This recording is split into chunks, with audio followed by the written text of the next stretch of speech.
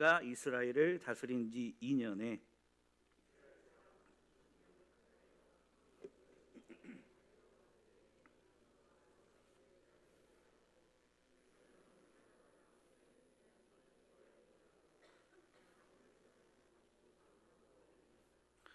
요나단이 게바에 있는 블레셋 사람의 수비대를 치매 블레셋 사람이 이를 들은지라 사울이 온 땅에 나팔을 불어 이르되 히브리 사람들은 들으라 하니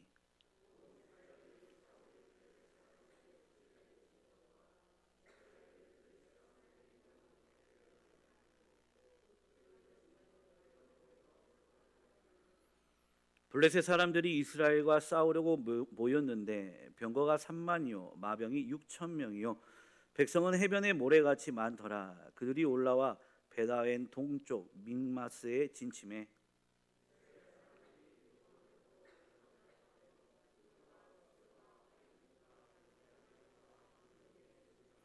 함께 읽겠습니다. 어떤 히브리 사람들은 요단을 건너 갓과 길르앗 땅으로 가되 사울은 아직 길갈에 있고 그를 따른 모든 백성은 떨더라. 아멘. 인생을 세옹지마라고 합니다. 한치 앞을 알 수 없는 인생을 표현하는 말이죠. 이처럼 우리의 인생을 살다 보면 평안할 때가 있고 또 위기를 겪을 때가 있습니다.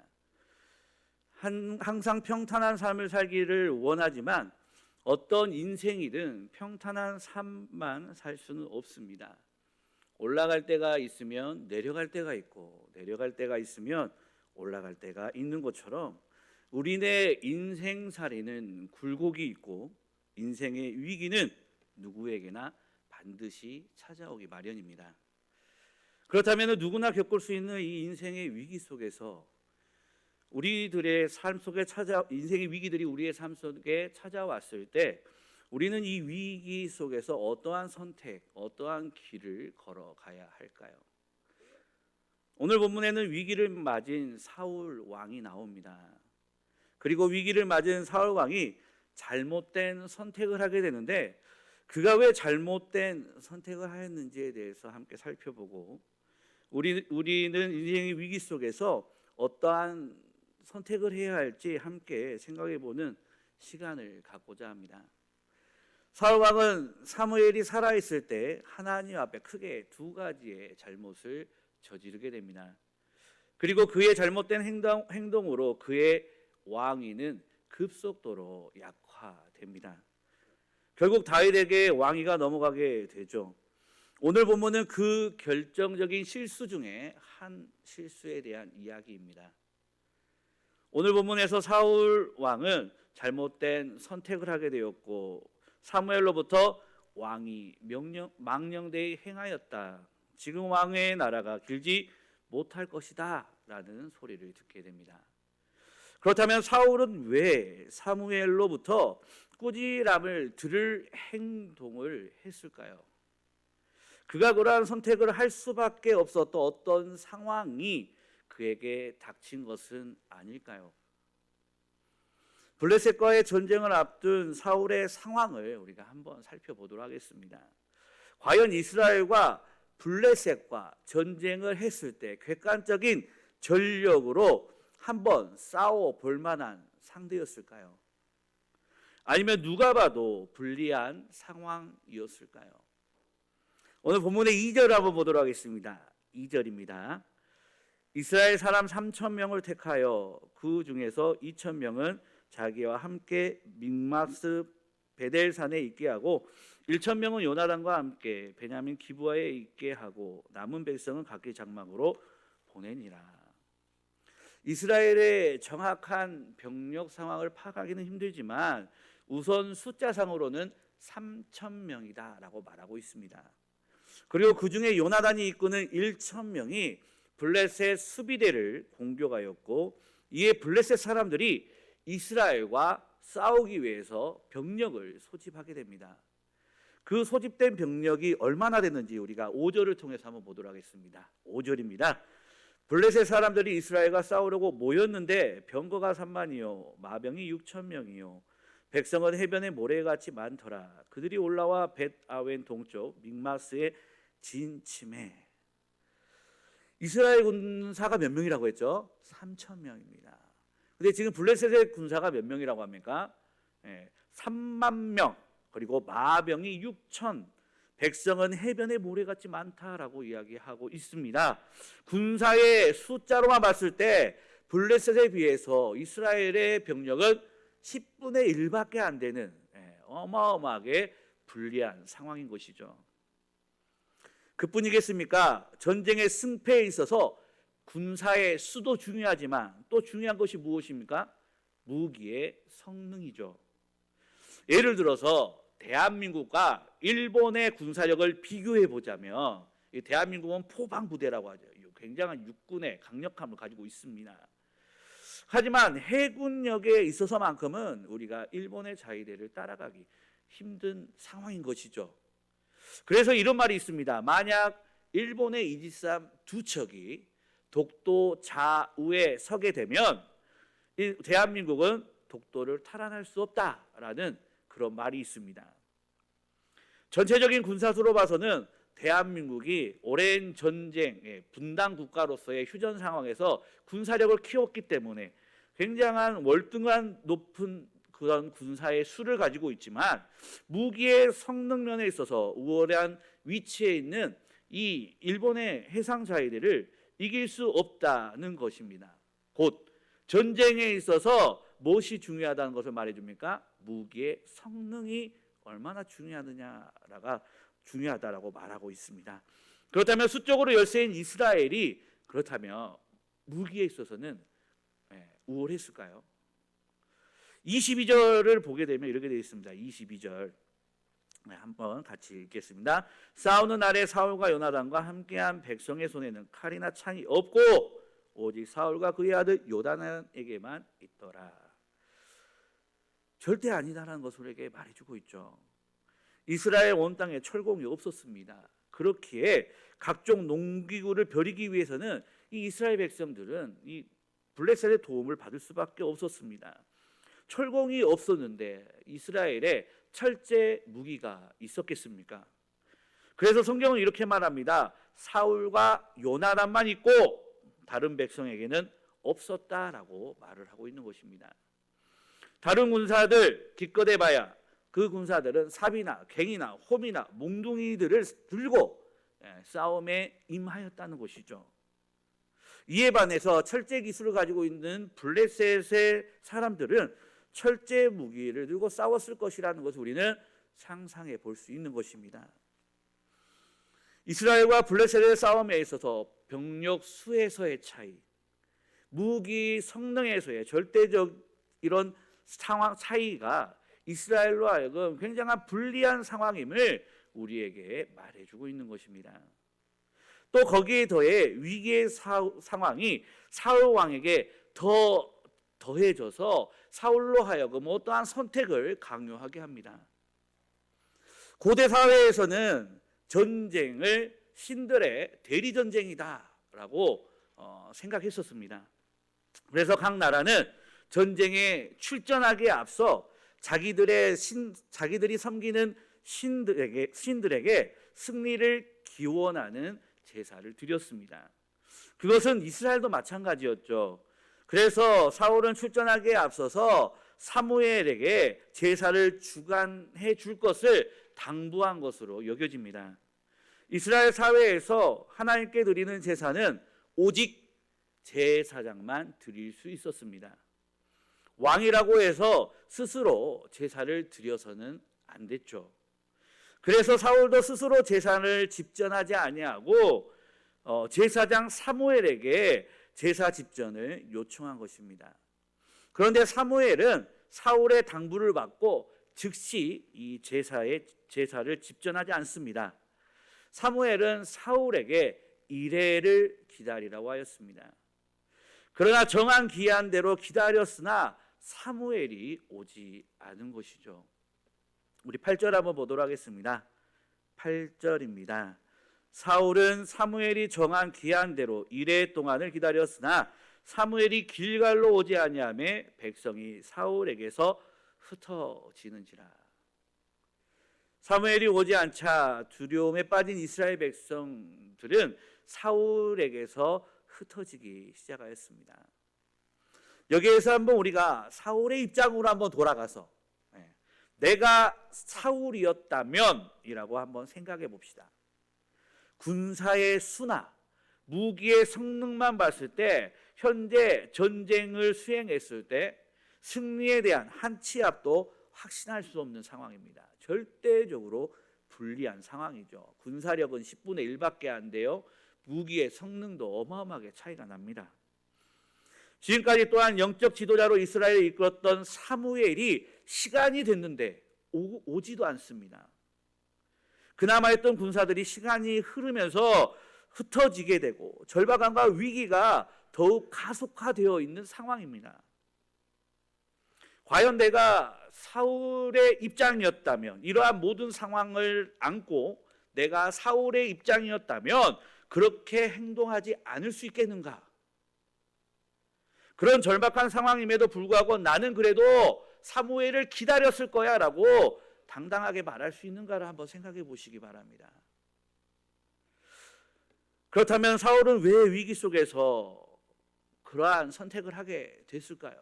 왜 우리는 인생의 위기 속에서 사울과 같은 선택을 하게 되는 걸까요? 첫째로 하나님의 법, 말씀의 법보다 상황에 따른 인간적인 방법, 처세술을 더 우선시하기 때문입니다. 많은 사람들은 잘못을 저지른 후에 자신을 변호하기 위해서 변명을 합니다.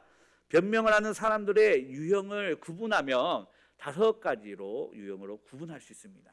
첫 번째는 어쩔 수 없었습니다 라고 말하는 의기소침형입니다.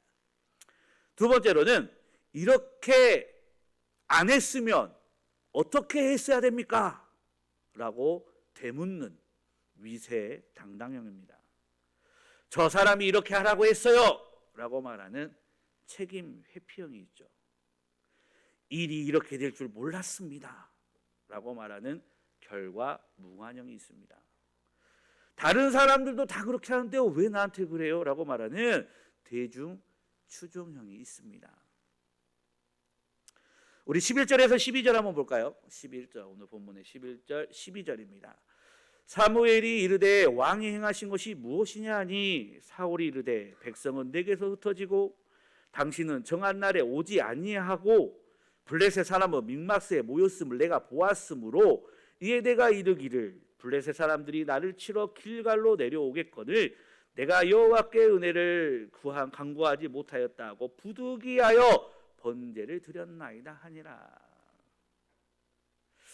사울은 제사장의 권리를 침해하여 스스로 하나님께 제사를 드린 데에 대해 사무엘에게 이렇게 변명을 하고 있는 것이죠. 백성은 흩어지고 당신은 오지도 않고 블레셋은 공격에 올 것 같아서 제가 어쩔 수 없이 제사를 드렸습니다. 이러한 사울의 변명을 한마디로 말하면 상황이 그리하여 어떻게 할 수 없었습니다 라는 것입니다. 사실 사울이 처했을 상황을 생각해 보면 굉장히 급박했습니다. 도무지 그렇게 하지 않으면 안 될 것 같은 그런 상황이 맞습니다. 우리는 같은 인간으로서 이 사울의 모습에 동정이 갑니다. 이런 경우에 세상에서는 정상 참작을 하여서 형량을 줄여주든지 무죄 방면을 해줍니다. 그러므로 자비하신 하나님께서도 웬만하면 사울의 잘못을 용서해 주실 만도 합니다. 그러나 이에 대해 사무엘의 답변은 왕이 망령되이 행하였다. 왕의 나라가 길지 못할 것이다. 사울 왕의 입장에서 이는 청천벽력과 같은 말이 아니겠습니까? 그렇습니다. 재판장이신 하나님께서는 결코 정상 참작을 하지 않는 것입니다. 사울의 어쩔 수 없는 상황을 인정해 주지 않는다는 것이죠. 우리는 이러한 하나님의 태도에 대해서 참 매정한 분이다라고 생각할 수도 있습니다. 그러나 이것이 죄에 대한 하나님의 기본적인 태도입니다. 공의로우신 하나님은 결코 어떠한 죄도 용납하지 않으십니다. 상황이 아무리 급박하고 인간적으로 볼 때 어쩔 수 없는 상황이다라고 할지라도 하나님의 법에 벗어나는 행동을 하는 것은 결코 하나님의 정죄를 면할 수 없다는 것이죠. 하나님께서는 상황 윤리를 인정하지 않습니다. 상황 윤리, 상황 윤리라는 말이 어디서 나왔을까요? 1966년 조셉 플리처는 사람이 쓴 책의 제목으로 인하여 대중화된 표현입니다. 우리가 앞에서 말한 어쩔 수 없는 상황을 정상 참작하는 것을 말하는 것이죠. 즉 개인이나 교회 그리고 어떤 공동체가 윤리적인 선택을 할 때 그 사람이 그러한 선택을 할 수밖에 없었던 그 상황도 고려해야 한다는 것이 바로 상황 윤리자들이 말하는 것입니다. 특히 그들은 하나님의 계명의 보편 타당성과 불변성에 의문을 던지며 다만 그 상황에서 가장 큰 계명을 쫓아서 사랑하기만 하면 되지 얼마나 계명을 살아갈 때 얼마든지 계명을 범할 수 있다. 가장 큰 계명을 지키기 위해서 다른 계명은 범할 수 있다라고 주장을 합니다. 부득이하게 10계명을 어길 수밖에 없는 상황을 하나하나 예를 들며 사랑하니까 살인하고 사랑하니까 간음하고 사랑하니까 도적질할 수도 있다라고 말을 하는 것이죠. 그들의 이러한 주장은 현대의 상대주의 철학을 기독교 윤리학에 도입한 것으로 현대의 사고 경향에 맞고 적절해 보이죠. 그렇죠? 생각해 보면은 그 사람이 그렇게 선택할 수밖에 없는 거에 대한 그 현실적 상황을 이해해서 그 사람의 한 행동을 우리가 판단해야 되지 않겠느냐? 굉장히 이성적인 말인 것 같습니다. 합리적인 것 같아요. 하지만 하나님의 말씀이 절대적인 선의 기준입니다. 하나님의 말씀보다 우선되는 것은 없습니다. 우리가 그런 상황들을 이해한다고 해서 하나님의 법을 무시하고 자기의 생각과 감정에 따라 물결치는 대로 행동해서는 안 된다는 것입니다. 하나님의 말씀과 나의 가치가 맞지 않을 때, 하나님의 방법과 나의 방법이 맞지 않을 때 우리는 당연히 나의 가치, 나의 방법을 내려놓고 하나님의 말씀, 하나님의 방법을 선택해야 하는 것이죠. 하지만 현재를 살아가는 우리들은 우리들의 삶의 수많은 영역 속에서 세상과 타협하고 인간적 방법의 처세수를 앞세워 살아가고 있지 않습니까? 어쩔 수 없다. 이 방법 말고 다른 방법이 어디 있냐? 남들도 다 그렇게 한다. 라는 이유와 변명을 가지고 하나님의 말씀보다 우리의 방법을 따라 우리에게 닥친 위기를 해결하며 살아가고 있지는 않냐라는 것입니다. 여러 급박한 사정과 상황들로 인해 주의를 범하지 않으면 가정에 큰 문제가 생길 것 같은 상황, 주의를 범하지 않으면 인간관계에 큰 문제가 생길 것 같은 그런 상황들로 주의를 범하는 일에 대해서 어쩔 수 없다, 남들도 다 그렇게 한다 라고 말을 하고 있지는 않습니까? 성경에 너희는 너희가 하나님의 성전인 것과 하나님의 성령이 너희 안에 계시는 것을 알지 못하느냐? 누구든지 하나님의 성전을 더럽히면 하나님이 그 사람을 멸하시리라. 하나님의 성전은 거룩하니 너희도 그러하니라 라고 말씀하고 있습니다. 그럼에도 자신의 위치를 지키기 위해 여러 기타 상황들을 속에서 여전히 우리는 음주 가무를 즐기면서 어쩔 수 없다, 남들도 다 그렇게 한다. 오히려 이런 말을 하면 심령이 괴로워서 끊겠습니다 라고 말하기는커녕 심령이 괴롭고 부담돼서 이제 교회 못 가겠습니다 라고 말을 하고 있지는 않습니까? 사울 왕은 위기 속에서 자신이 선택할 수 있는 최선의 방법으로 인간적 방법을 선택했습니다. 그가 그러한 선택을 할 때 쉽게 선택하지 않았을 것입니다. 고심하고 고심 끝에 그와 같은 선택을 하게 됐을 것입니다. 하지만 그의 선택은 인간적 방법의 선택이었지 하나님의 방법, 하나님의 말씀이 아니었던 것이죠. 전쟁을 앞둔 사울에게 사무엘이 7일을 기다리라고 하였습니다. 때때로 성경은 숫자를 사용하여 중요한 암시를 보여주곤 하는데 오늘 사건도 이에 해당됩니다. 7이라는 숫자는 완전한 개념을 나타냅니다. 사무엘을 7일 동안 기다렸다는 것은 단순히 사무엘과 사울의 거리가 7일 동안의 거리가 떨어졌다는 것을 의미하는 게 아니에요. 7일 뒤에 내가 가겠다라는 게 내가 여기서 부지런히 가면 7일 걸리니까 7일이라고 말한 게 아니라는 것이죠. 사울의 행동을 평가하기 위한 특별한 시간적 의미를 지닌다 할 수 있습니다.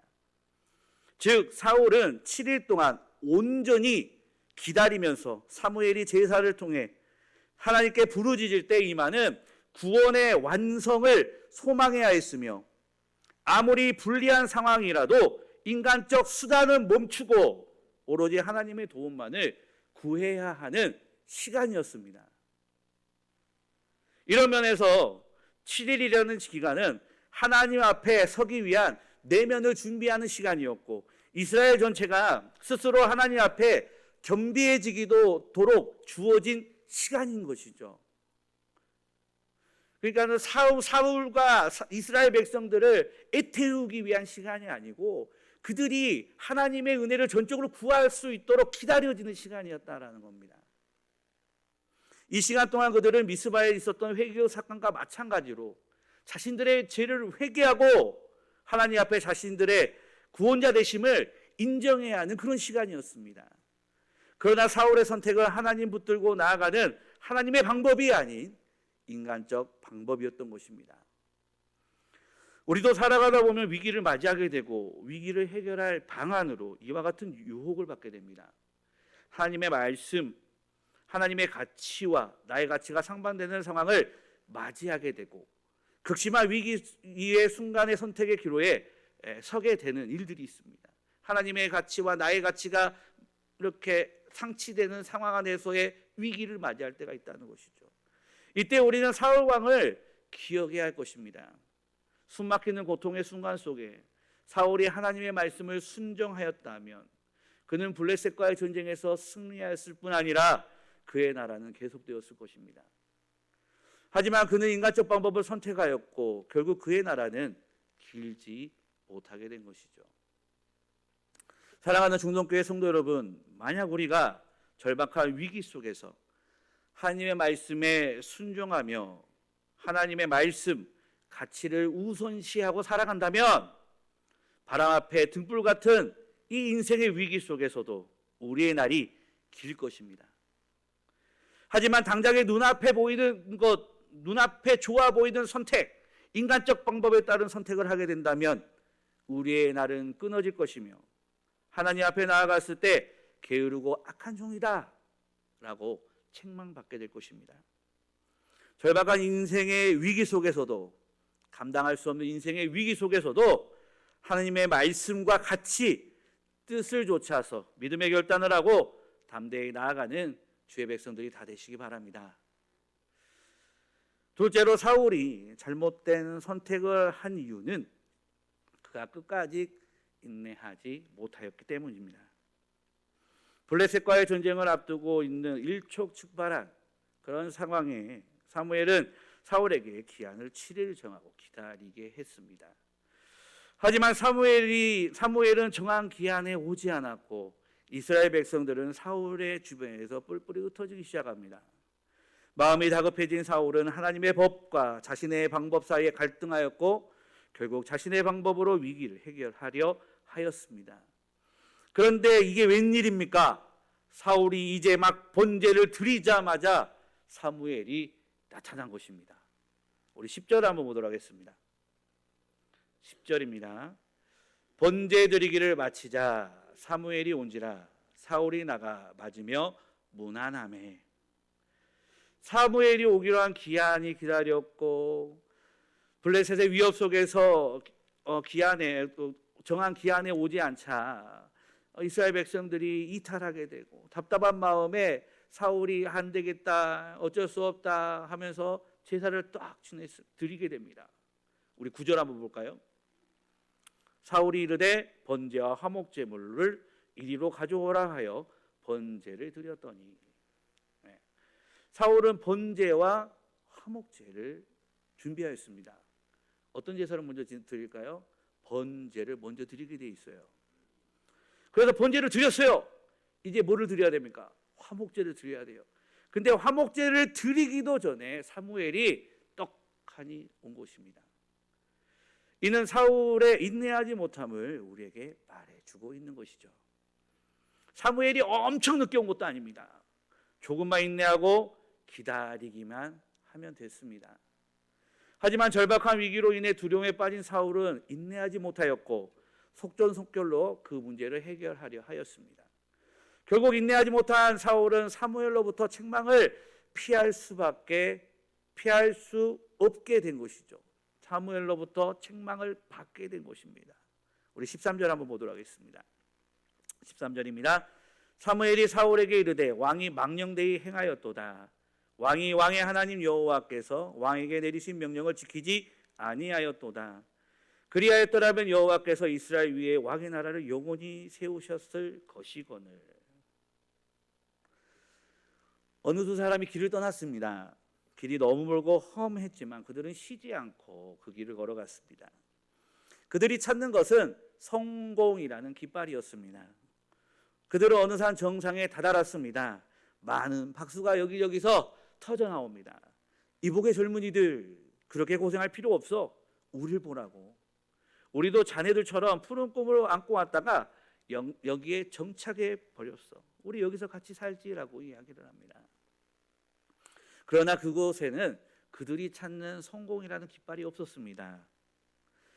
이번에는 더 높은 산으로 올라갔습니다. 그곳에 있는 사람들이 말합니다. 어서 오게나 여보게들, 정말 수고가 많았네. 자네들도 이제 사람들로부터 존경을 받을 걸세 하며 그 두 사람에게 그곳에 정착하기를 권하였습니다. 그렇지만 이곳에도 그들이 찾는 성공이라는 깃발은 없었습니다. 그래서 그들은 다시 길을 떠났습니다. 많은 세월이 흘렀습니다. 어느 날 그들은 굴 앞에 섰습니다. 이때 같이 가던 한 사람이 나 이제 그만두겠네. 지금까지 수고한 것만으로도 사람들은 나를 위대하다고 할 거야. 난 사람들이 꺼려하던 가시밭길도 이겨냈어. 이때 다른 한 사람이 말합니다. 여태까지 여기까지 고생하고 왔는데 여기서 주저앉으면 안 되네. 우리에게 목표가 있잖아. 그 길 향해서 가자라고 이야기하였습니다.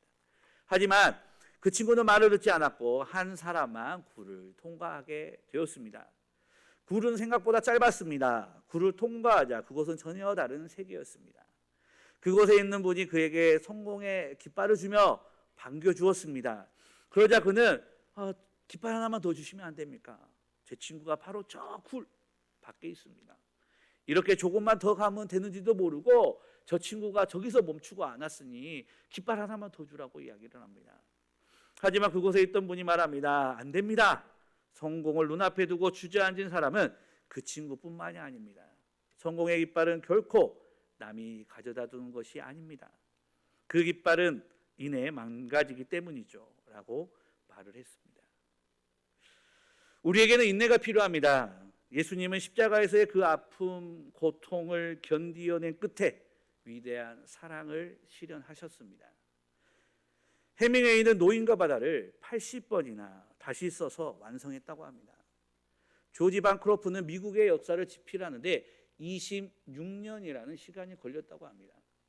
만유 인력을 발견한 영국의 물리학자 아이잭 뉴턴은 새벽 2시 전에 잠이 든 적이 없다라고 말합니다. 아담 클리크는 성경을 주워가는데 40년의 세월을 보냈다고 합니다. 인고 없는 열매는 없습니다. 성경은 이렇게 말합니다. 우리 누가복음 8장 15절 올려주시고요. 성경은 이렇게 말합니다. 좋은 땅에 있다는 것은 착하고 좋은 마음으로 말씀을 듣고 지키어 인내로 결신하는 자니라. 야고보서 1장 3, 4절 이렇게 말합니다. 이는 너희 믿음의 시련이 인내를 만들어내는 줄 너희가 알미라. 인내를 온전히 이루라. 이는 너희를 온전하고 구비하여 조금도 부족함이 없게 하려 함이라. 아멘. 우리의 신앙생활은 마치 농부가 씨를 뿌린 후 귀한 열매를 바라고 길이 참아 이른 비와 늦은 비를 기다리는 것과 같습니다. 만약 농부가 인내하지 못하고 중단한다면 농사는 망치게 될 것입니다. 오늘날 많은 사람들이 긴 안목으로 인생을 바라보지 않고 짧은 안목으로 보기 때문에 자주 낙심하고 포기하게 되는 것이죠. 우리의 인생은 단거리 경주가 아니라 장거리 경주이기 때문에 당장의 좋은 결과, 좋은 성적을 거두지 못하더라도 좌절해서는 안 된다는 것입니다. 농사는 하루아침에 지어지는 것이 아닙니다. 신앙생활도 마찬가지입니다. 인내하는 농부처럼 우리가 소망을 가지고 인내하며 열심을 다할 때 풍요로운 신앙의 열매를 거둘 수 있다는 것입니다. 히브리서 12장 1절은 이렇게 말합니다. 이러므로 우리에게 구름같이 둘러싼 허다한 증인들이 있으니 모든 무거운 것과 얽매이기 쉬운 죄를 벗어버리고 인내로써 우리 앞에 당한 경주를 경주하며. 사랑하는 중동교회 성도 여러분, 절박한 위기 속에서 우리는 더욱 인내해야 합니다. 조금만 더 있었더라면 사울은 이스라엘을 위해 하나님께 번제와 화목제로를 드리기 위해 온 사무엘을 만날 수 있었을 것입니다. 조금만 더 인내하였더라면 함께 정상에 오르던 두 친구가 함께 승리의 깃발을 볼 수 있었을 것입니다. 우리네 인생도 마찬가지입니다. 조금만 더 인내하시기 바랍니다. 현실 앞에 굴복하는 것이 아니라 현실을 뛰어넘는 능력의 주님을 의지하여 인내하고 인내의 단 열매를 맺으시기 바랍니다. 절박한 위기 속에서 더 인내함으로 승리하는 믿음의 귀한 백성들이 다 되시기 바랍니다. 말씀 마치겠습니다. 오늘 우리는 사울의 실수를 통하여서 함께 말씀을 나누었습니다. 사울에게 닥친 현실이 결코 녹록치 않았습니다. 그의 선택을 보며 나는 그렇지 않을 거야 라고 당당하게 말하기 또한 쉽지 않습니다. 이처럼 우리의 삶 속에서 만나는 위기는 결코 만만한 게 아닙니다. 그리고 우리 역시도 사울왕과 같은 선택의 기로에 서게 될 것입니다. 그때 오늘 말씀을 기억하시기 바랍니다. 사울왕이 하나님의 말씀, 하나님의 가치를 더 귀하게 여겼더라면, 사울왕이 조금만 더 인내하였더라면 그에 관해 쓰인 성경의 내용이 달라졌을 것을 기억하시기 바랍니다. 그래서 우리의 인생 속에 불어닥칠 절박한 위기 속에서 하나님의 말씀을 붙들고 더 인내함으로 승리하는 주의 백성들이 다 되시기 바랍니다. 이제 우리 함께 찬양하도록 하겠습니다.